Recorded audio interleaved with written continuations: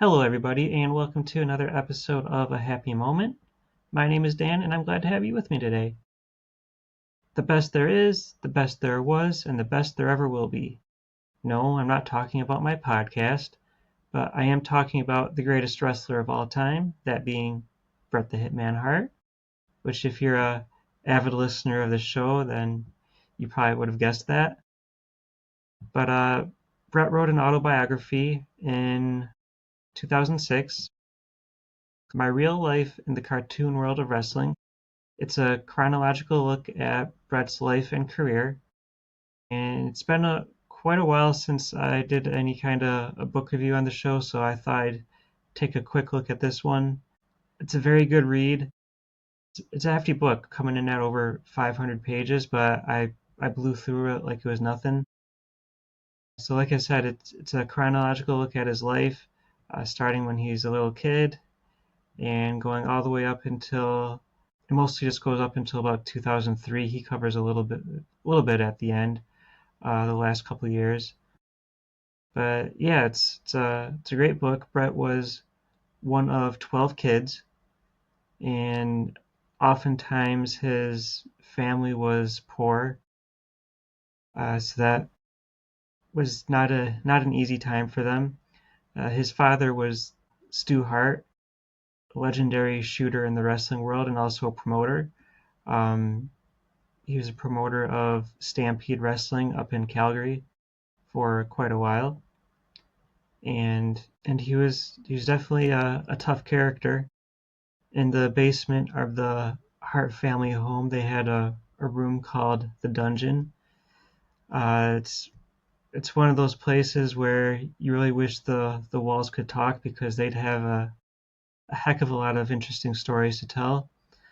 Uh, Stu would train wrestlers down there, and that's not all though. He would also invite anybody down there who was brave enough to go, and he'd stretch them in the dungeon and make them cry out in pain.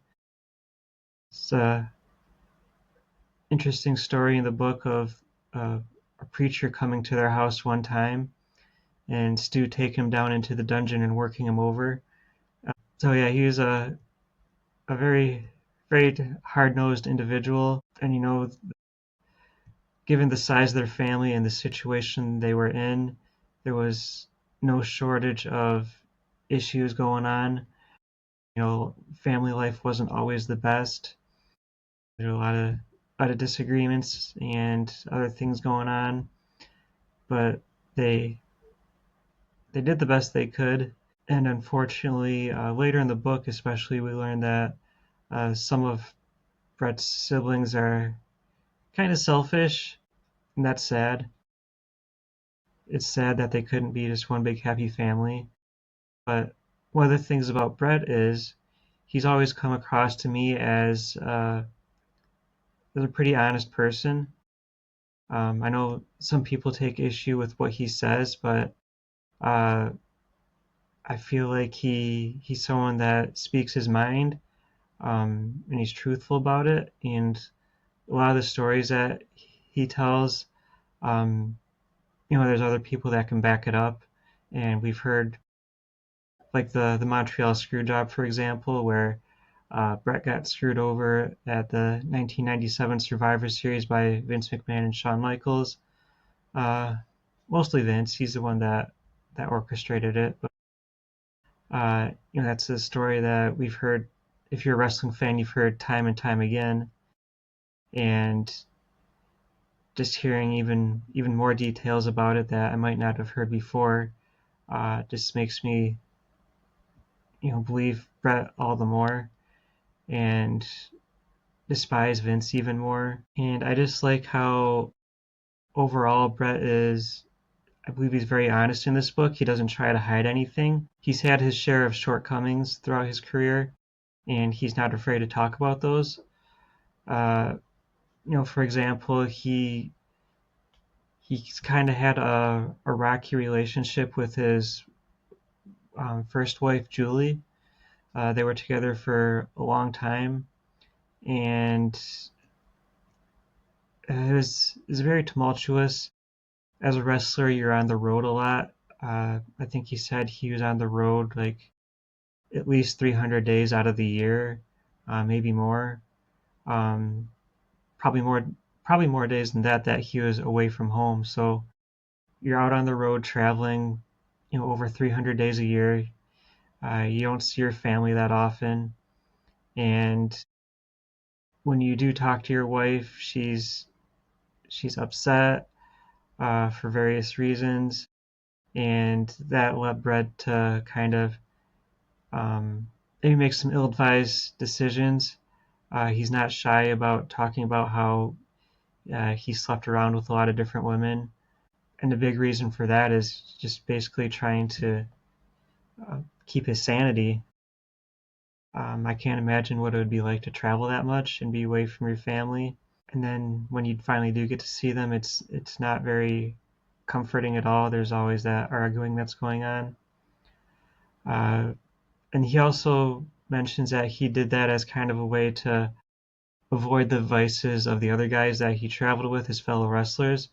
Uh, like back in the 80s, drugs were pretty big. A lot of guys were doing cocaine and other stuff.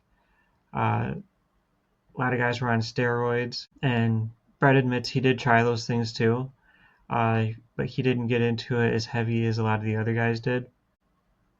Yeah, just a very, even if you're not a wrestling fan, it's a very interesting look at behind the curtains of what it's like in wrestling, the wrestling industry, and just a lot of sad things going on. A lot of guys dying way too young. Uh, it's sad reading about some of the stories in there, like Dynamite Kid. He was another one of my favorites growing up, and uh, he was sounds like he was quite the bully, and he ended up kind of broken and miserable. And that's just really disappointing to see.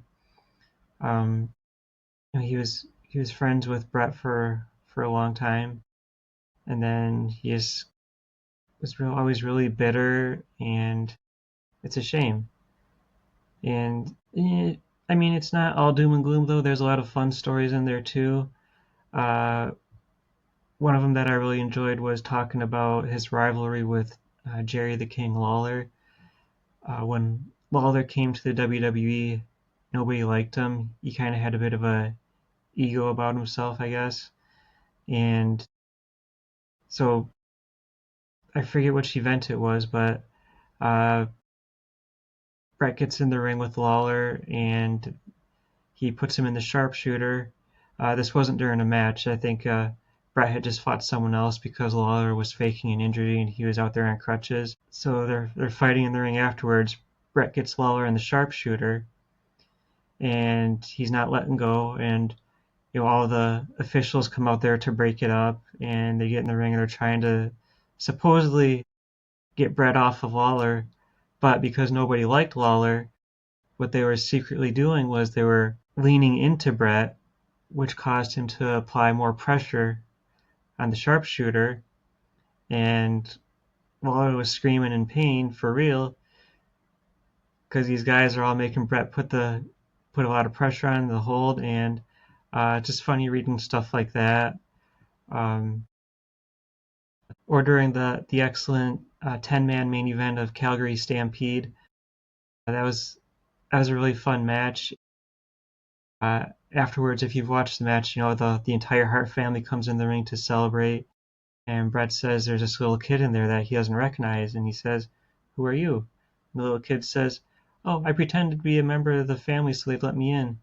Uh, so there's funny stuff like that in there, and other stories that Bret tells of things that happened during matches. And I really want to go back and rewatch those now so I can see and know what's actually going on, such as that incident with Lawler. And reading this book, it's no surprise that it's really good because Bret dedicated himself to his craft so much to become this amazing wrestler. It's easy to see why he's also so popular around the world. A lot of people appreciate his hard work. Like during the year '97 when Bret turned heel, at least in the United States, which was one of his most underrated years, I think. He put on a lot of great mic work. Um, yeah, just anywhere in the United States, he was this huge heel, and the crowd would boo the heck out of him. But in Canada, Europe, anywhere else around the world, he remained massively popular and received cheers wherever he went outside of the country. And it's because everyone appreciated his work ethic and what he did for the business. And just like he's the best wrestler, he's got the best autobiography as well.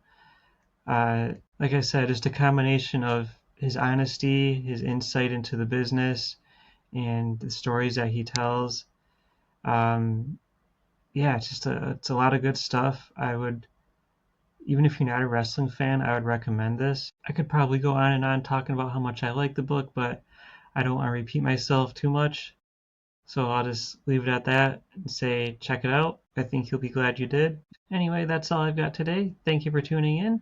If you'd like to check out the podcast, you can look me up on YouTube, Facebook, Instagram, and Blue Sky. Just search for a Happy Moment Podcast. And I will see you guys next time. Take care.